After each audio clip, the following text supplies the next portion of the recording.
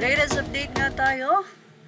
Well, isa po sa magiging guest ng SB19 concert sa Singapore ay ang actor and singer na si Benjamin Kheng.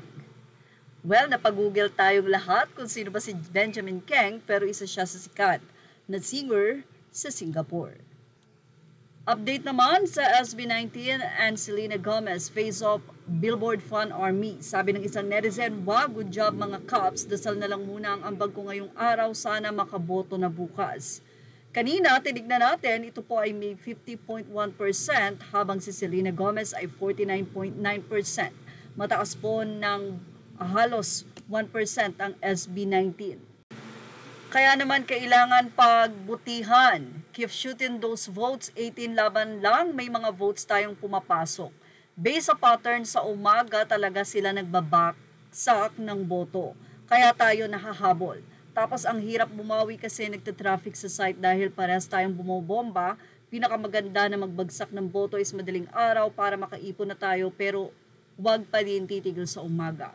Anyway, siguro dahil na rin doon sa iba ng oras dito at sa ibang bansa. Ibinahagi naman ng isang fan ang nasabi nga pong problema o nagkakaroon ng distraction ang nasabi nga pong pagboto. Minsan ang webpage daw ng Billboard ay not available. Imposible naman na may error sa connection or nakalagay doon yung connection siguro ay hindi malakas. Kaya naman ang mga fans ay patuloy na gumagawa ng paraan upang ma-hits at makuha ang three-peat. Voting ends August 20, 2025, 12 midnight. Philippine time po yan.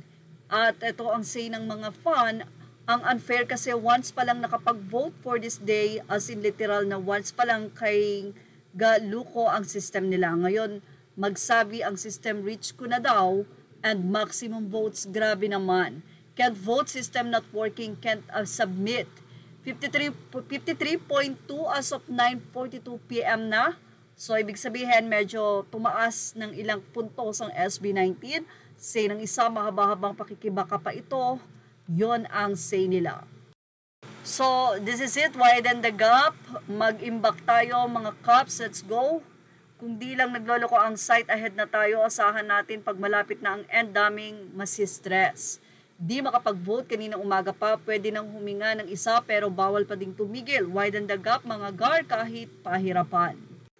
At narito na nga po ang latest. SB19, 52.7% habang si Selena Gomez ay may 47.3%.